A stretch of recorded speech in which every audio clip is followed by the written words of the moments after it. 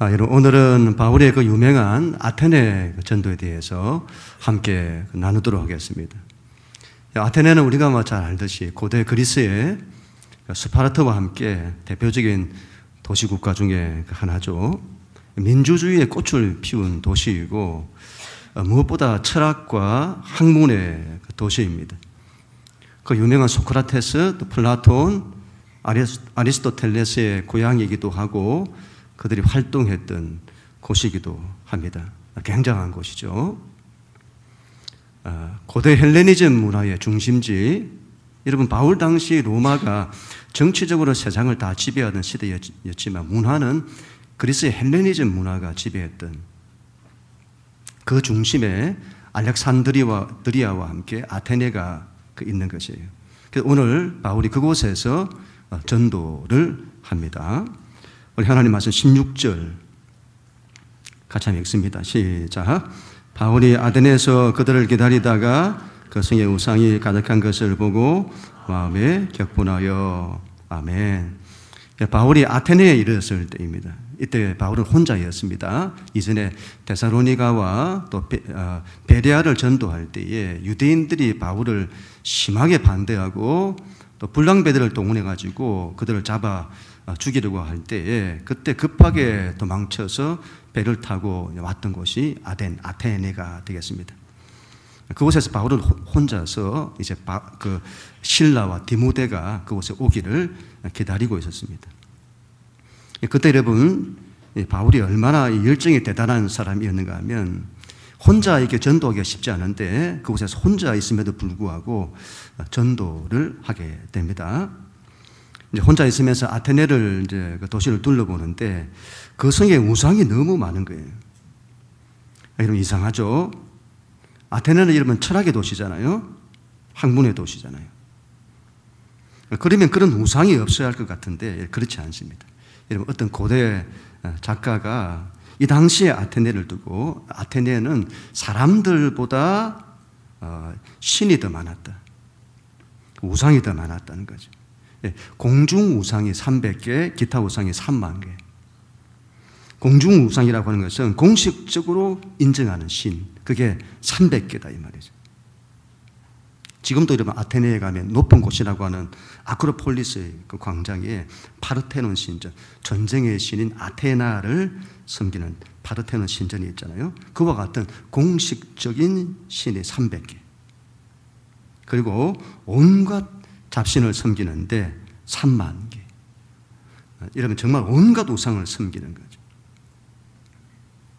철학이 발달한 그 시대에 우상이 이렇게 많더라.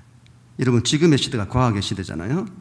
과학의 시대에 우상이 여러분 없을 것 같죠. 그렇지 않습니다. 사람들이 온갖 우상을 섬기는 거예요. 지금은 눈에 보이지 않는 우상, 그 우상을 섬깁니다. 바울이 그걸 보고 격분합니다. 그 마음에 분노가 일어난 거예요.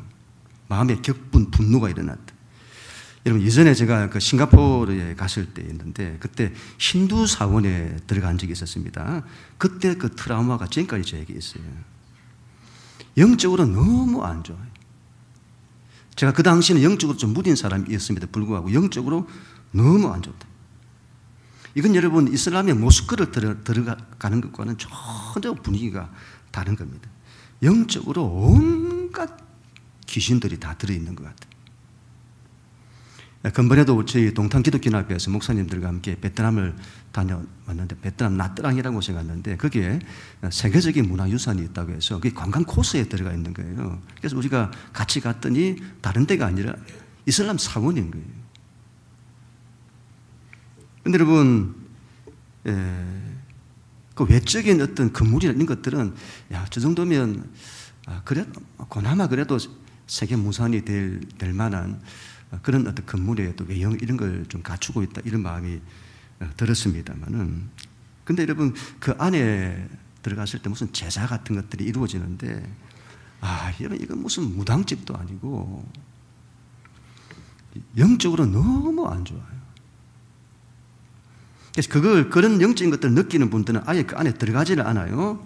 들어갈 때부터 머리 아프고 이제 막 영적인 압박이 오고 그걸 느끼는 분들은 안 들어갑니다. 저희 같은 경우는 돌아다니면서 막 기도하는 거죠. 예수 이름으로 기도하는 거죠. 하나님, 이곳에 영적인 악한 것들이 다 예수 이름으로 다 떠나가게 해주십시오. 기도하는 거죠. 그런데 어떤 분들은 그곳에서 야, 사진 찍자. 어서 온다. 이거 찍자 하면서 막 사진 찍고만 난리가 나는 거예요. 여러분, 우상이 가득한 걸 보고는 격분해야 합니다. 구약에 보면 하나님이 우상을 보시고 격분하시잖아요. 우리 안에 그런 하나님의 분노가 있어야 합니다. 그래야 그런 악한 것들, 그런 것들을 대적하고 그들을 대적하는 기도를 할 수 있는 겁니다. 그런데 그런 우상에 대한 격분함이 없으면 사진 찍는 거예요. 야, 이 건물 봐라, 대단하다. 그리고 사진 찍어서는 기념하고자 하는 거예요. 예, 이런 저녁 시간에 이러면 이 북광장인데 저녁 시간이나 주말쯤 이렇게 나가 보면 온갖 유흥점들, 술집에 사람들이 바글바글합니다. 이런 이 북광장에 가면 거리마다 사람들이 전부 담배로, 또 바닥은 전부 담배에다가 또 침은 또 왜 그리 뱉는지, 담배 피우는 정도까지도 이해가 된다 하더라도 침은 또 왜 그리 뱉는지 모르겠어요. 온갖 쓰레기로. 이런 문화, 그걸 보고 격분하는 마음이 있어야 합니다. 이걸 보고 야, 이게 분위기 좋다, 젊은 사람 많고, 그런 마음 가지면 안 된다 이 말이죠. 바울이 여러분 이걸 보고는 가만히 있을 수가 없었던 거예요. 이렇게 전도를 하는 겁니다. 혼자 있음에도 불구하고 전도하는 거예요. 그곳에 온갖 우상들이 다 무너지고 우상을 섬기는 그곳에 하나님을 예배하는 그런 도시가 되기를 원하는 그 간절함으로 바울이 전도를 했을 겁니다. 우리도 그래야 한다. 여러분, 마지막 시대는 제단 전쟁이다. 그런 말이 있습니다. 마지막 시대는 제단 전쟁이다. 영적으로 볼 때 틀림이 없습니다. 제단 전쟁이에요. 온 세상에 우상이 가득한 제단이 세워지느냐, 하나님께 예배드리는 제단이 세워지느냐. 여러분, 신앙은 제단이 굉장히 중요한데, 여러분, 노아 시대에 홍수 심판이 있었잖아요. 그때 왜 심판이 임하죠? 죄가 세상에 관영했다, 가득했다 이 말이죠. 여러분, 하나님께 예배드리는 제단, 그 제단이 있고 그 제단에 예배드릴 때에 죄의 문제가 해결됩니다. 그런데 노아 시대에는 사람들이 전부 우상에게 예배하는 제단을 세우는 거예요. 죄를 속할 길이 없어요. 그러면 심판이 온다. 여러분, 마지막 시대는 제단 전쟁이다. 이 세상이, 원수들이 우리가 하나님께 예배를 드리지 못하도록 방해할 것입니다. 하나님께 예배 드리는 제단, 이걸 무너뜨리고 예배 드리지 못하게 할 거예요. 예배를 패하게 만들 겁니다. 이미 우리가 코로나를 통해서 한번 경험을 했죠. 그런 방식으로 예배를 드리지 못하게 할 거예요. 우리 믿는 그리스도인들이 예배를 드리지 않으면 이 세상에서 죄를 속할 길이 없어요. 그러면 죄가 쌓여서 세상이 무너지는 겁니다. 원수마귀가 그걸 원하는 거예요. 마지막 시대는 이런 영적 싸움이 격렬하게 일어나게 될 겁니다. 여러분, 우리는 기억해야 합니다. 우리 인생에 하나님께 예배를 드리는 제단이 없으면 무너진다. 무너집니다. 내 삶에 예배가 없어지면 무너진다. 원수 마귀는 어떻게 해서라도 우리에게서 제단을 없애려고 하는 거예요. 이 세상을 마치 아테네처럼 우상의 제단들로 가득 채우기를 원하는 겁니다. 우리는 그런 원수 마귀의 역사에 대해서 격분하고 그것과 맞서 싸울 수 있어야 되는 겁니다. 어떻게 맞서 싸우는 거죠? 제단을 세우는 거죠. 우리 안에 하나님께 드리는 이 제단이 세워져야 합니다. 예배가 세워져야 되는 거예요. 여러분, 예배가 살면 산다. 예배가 무너지면 무너진다. 하나님께 드려지는 제단이 세워지고 우리가 하나님 앞에 예배함이 반드시 있어야 됩니다. 우리 모두가 다 될 수 있기를 축복합니다. 바울이 여러분 어떻게 전도하는지를 보세요. 17절, 18절 같이 한번 읽습니다. 시작. 회당에서는 유대인과 경건한 사람들과 또 장터에서는 날마다 만나는 사람들과 변론하니 어떤 에피쿠로스와 스토아 철학자들과 바울과 쟁론할세 어떤 사람은 이르되 이 말쟁이가 무슨 말을 하고자 하느냐 하고 어떤 사람은 이르되 이방 신들을 전하는 사람인가 보다 하니 이는 바울이 예수와 부활을 전하기 때문이라. 아멘. 바울이 회당에 가서 전도하고 또 아테네의 장터 아고라라고 하죠. 그곳에서 사람들을 만나서 변론합니다. 바울이 변론했다는 것은 복음을 전했다는 말이죠. 그렇게 여러분 복음을 전하다가 에피쿠로스 철학자들과 스토아 철학자들을 만나게 되고 그들과 쟁론이 일어나게 되는 것입니다.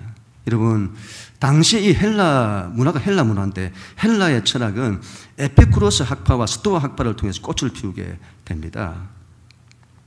여러분 잘 보세요. 당시 아테네에 있었던 수많은 우상과 철학은 우리의 인생을 그대로 보여주는 거예요.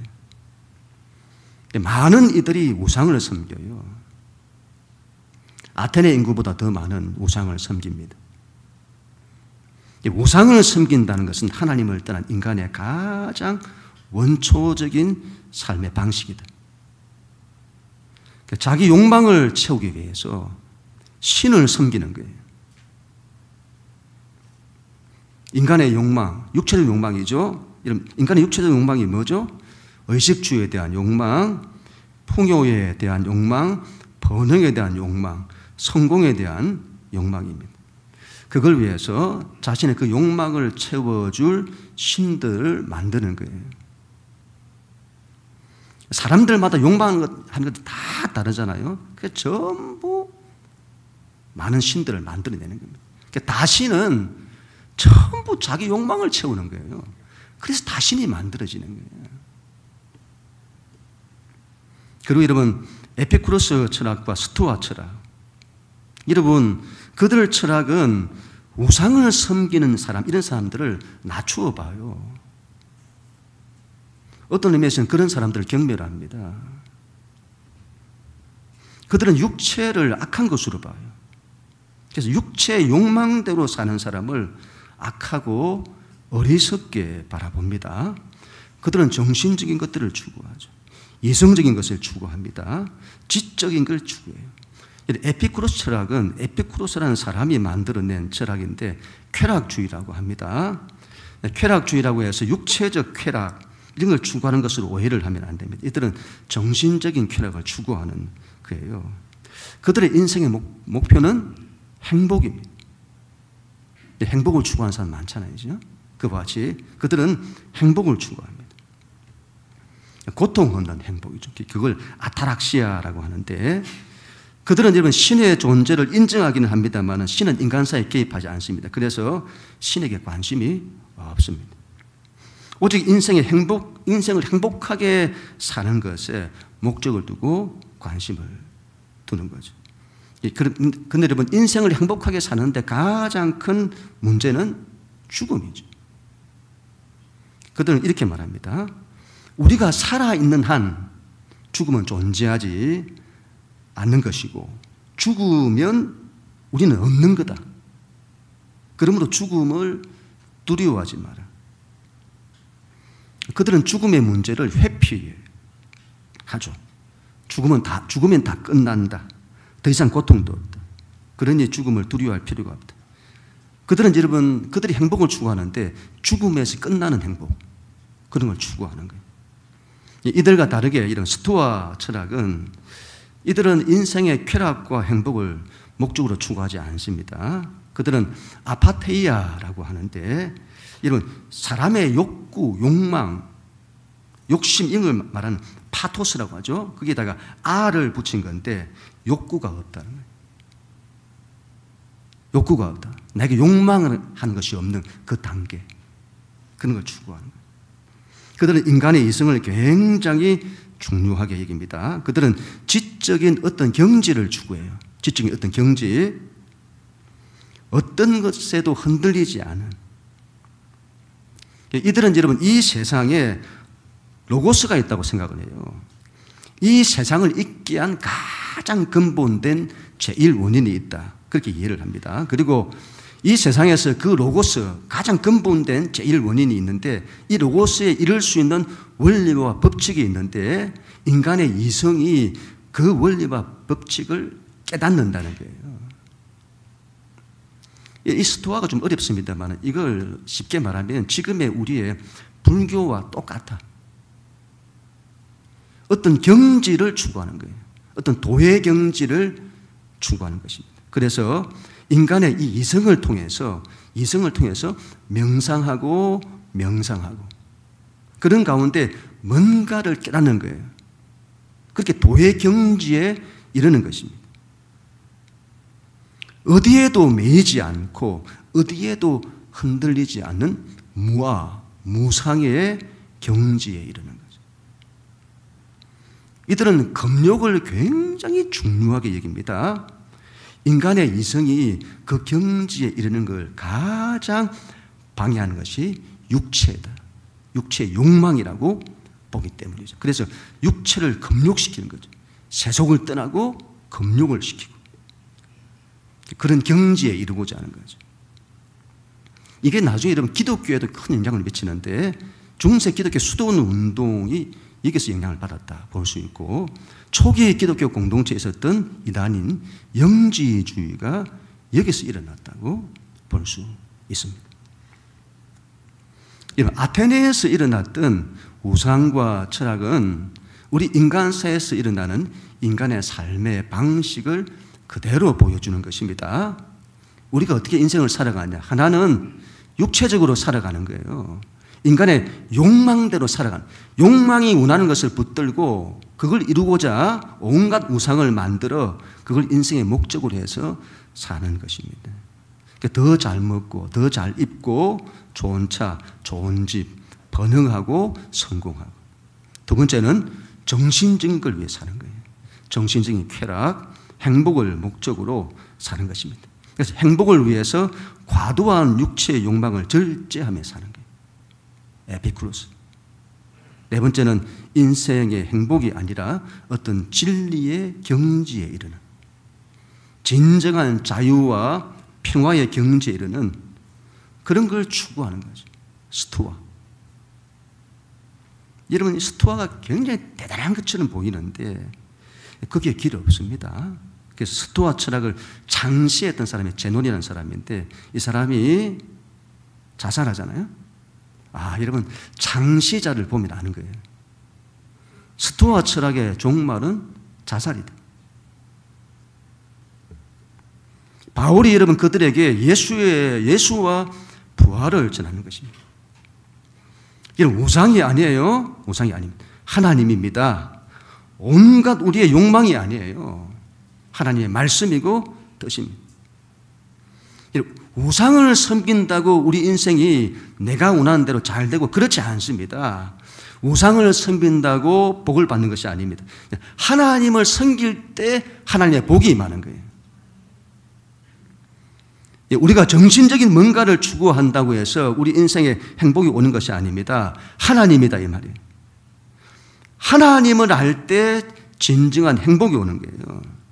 우리가 정신적으로 깊은 세계를 추구하고 어떤 경지에 이르고 그렇다고 진리에 이르는 것이 아니다. 그 어떤 것도 흔들리지 않는 자유의 경지에 이르는 것이 아니다 이 말이에요. 우리가 오로지 하나님을 추구하고 하나님을 알 때만이 진리에 이르고 자유에 이르게 되는 것입니다. 요한복음 14장 6절 같이 읽습니다. 시작. 예수께서 이르시되 내가 곧 길이요 진리요 생명이니 나로 말미암지 않고는 아버지께로 올 자가 없느니라. 아멘. 이런 우상이 아닙니다. 에피쿠로스가 아니에요. 스토아가 아닙니다.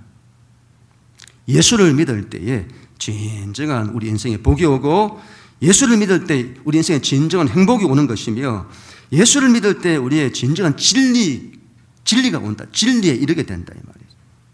예수를 믿을 때에 정신적인 그것뿐만이 아니라 몸도 부활한다.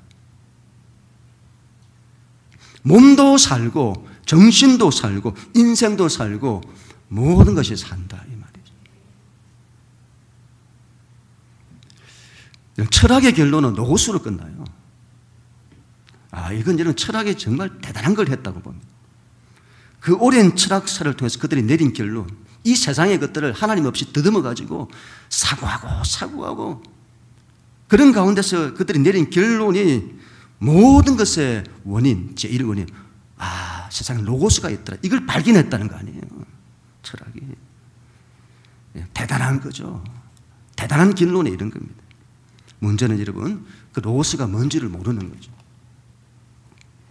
로고스가 이 세상을 있게 한 무슨 원인이 있다는 걸 알았지만 로고스를 모르는 거예요. 사도 요한이 요한복음 1장에서 그 로고스를 말씀이다 이렇게 하는 거예요. 말씀. 이건 여러분 우리의 이성으로 이룰 수 없는 거예요. 하나님의 계시를 통해서만 알 수 있는 거죠. 그 로고스가 말씀이다. 바로 예수 그리스도다. 그래서 우리가 믿는 기독교는 무슨 철학이니 무슨 사상이니 무슨 종교니 무슨 깨달음이니 무슨 경지니 그런 걸 말하지 않습니다. 하나님을 말하는 하나님. 인격이신 하나님. 신앙은 하나님을 만나는 거예요. 나를 사랑하시는 하나님, 우리의 인생의 자리에 오셔서 우리와 함께 하시는 하나님, 그 아들을 십자가에 내어주사 우리를 죄와 절망으로부터 우리를 구원하시는 하나님. 인생의 모든 비밀은 하나님께 있습니다. 하나님이 목적인 거예요. 그 하나님께 이르는 길이 예수에게 있습니다. 예수가 답이에요. 그래서 예수를 잘 믿어야 합니다. 그래야 인생에 답이 오는 거예요. 예수를 믿었던 사람들의 전부 공통적인 고백이 인생의 답을 찾는 거예요. 다른 데서 못 찾습니다. 예수에게 있는 겁니다. 예수를 믿을 때 답이 오고 길이 오는 겁니다. 진리가 오는 겁니다. 진정한 복이 오는 거예요. 정신적인 복도 오고 부활이 오는 거예요. 모든 것이 산다. 부활이란 말은 산다 이 말이죠. 산다. 모든 것이 살아요. 그런 우리 모두가 다 될 수 있기를 축복합니다. 우리 19절부터 21절 같이 한번 읽습니다. 시작. 그들을 붙들어 아레오바고로 가며 말하기를 내가 말하는 이 새로운 가르침이 무엇인지 우리가 알 수 있겠느냐. 네가 어떤 이상한 것을 우리 귀에 들려주니 무슨 뜻인지 알고자 하노라 하니 모든 아덴 사람과 거기서 나그네 된 외국인들이 가장 새로운 것을 말하고 듣는 것 외에는 달리 시간을 쓰지 않음이더라. 아멘. 바울의 말을 들은 사람들이 그를 붙들고 아레오바고로 갑니다.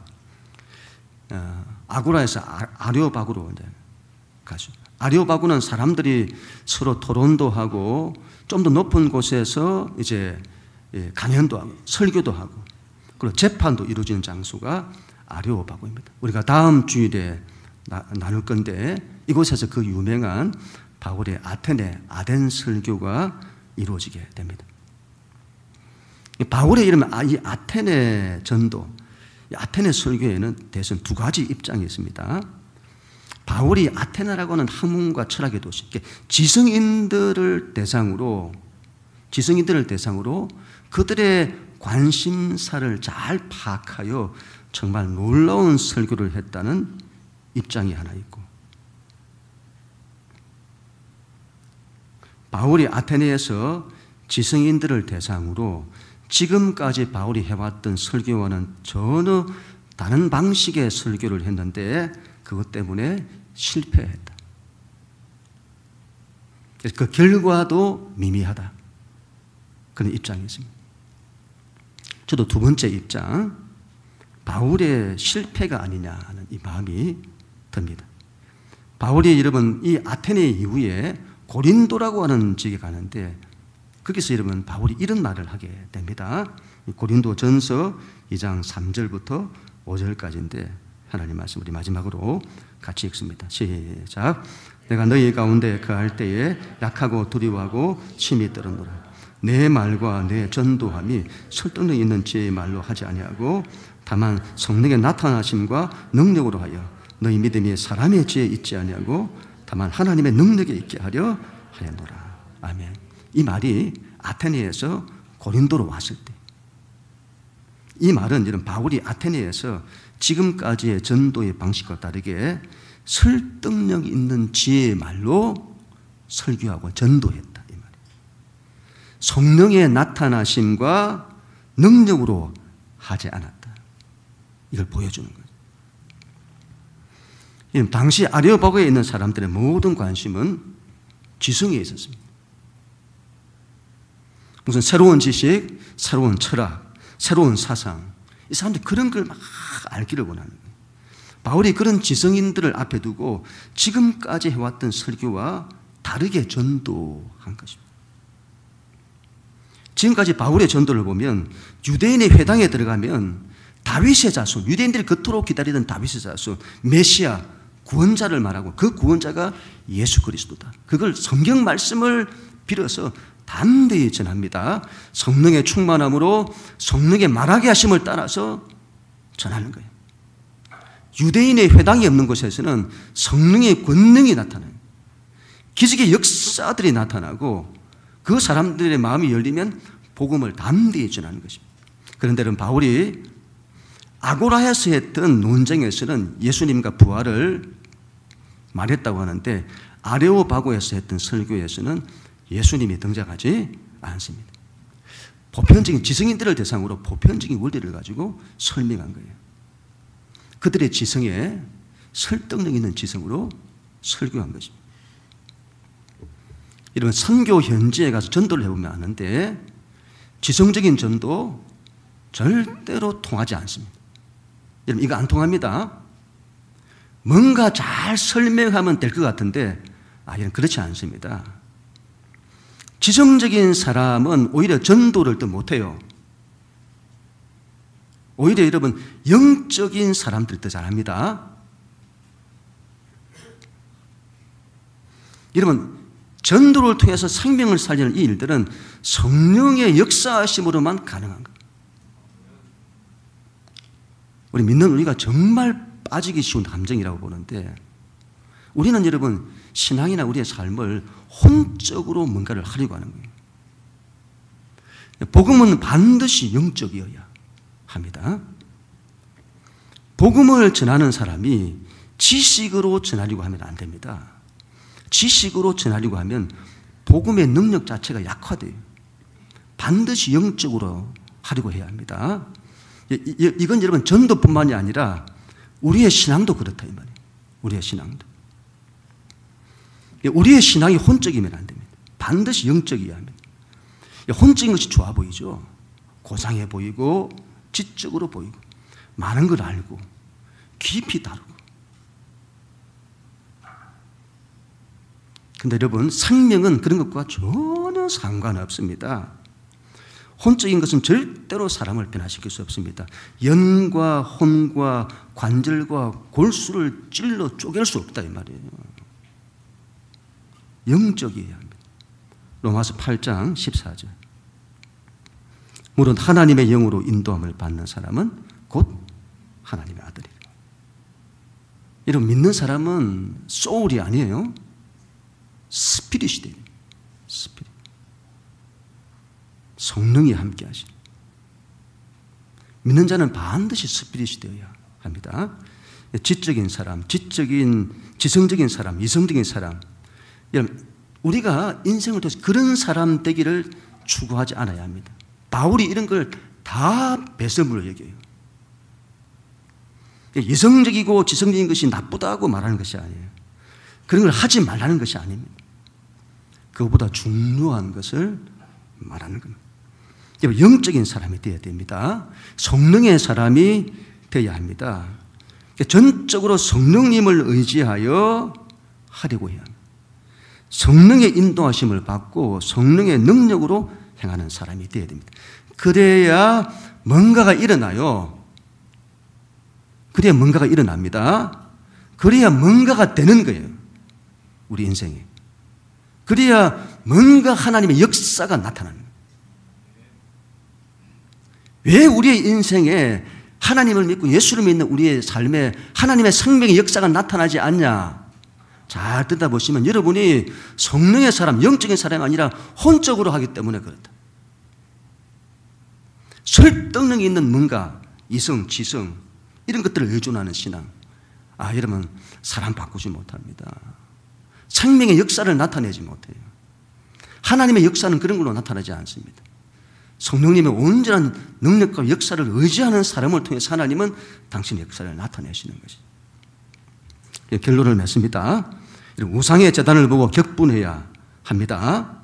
이 세상에 우상의 제단이 세워지는 것을 보고 격분하고 하나님의 제단이 세워지도록 해야 합니다.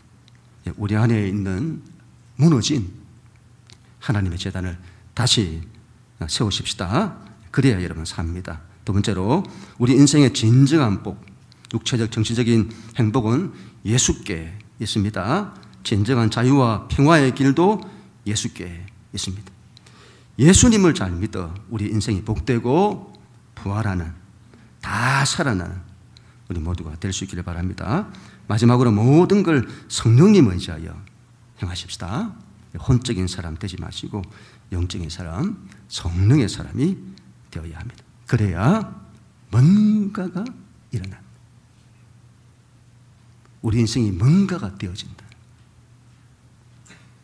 그럼 우리 모두가 다 될 수 있기를 주님 이름으로 간절히 축원합니다.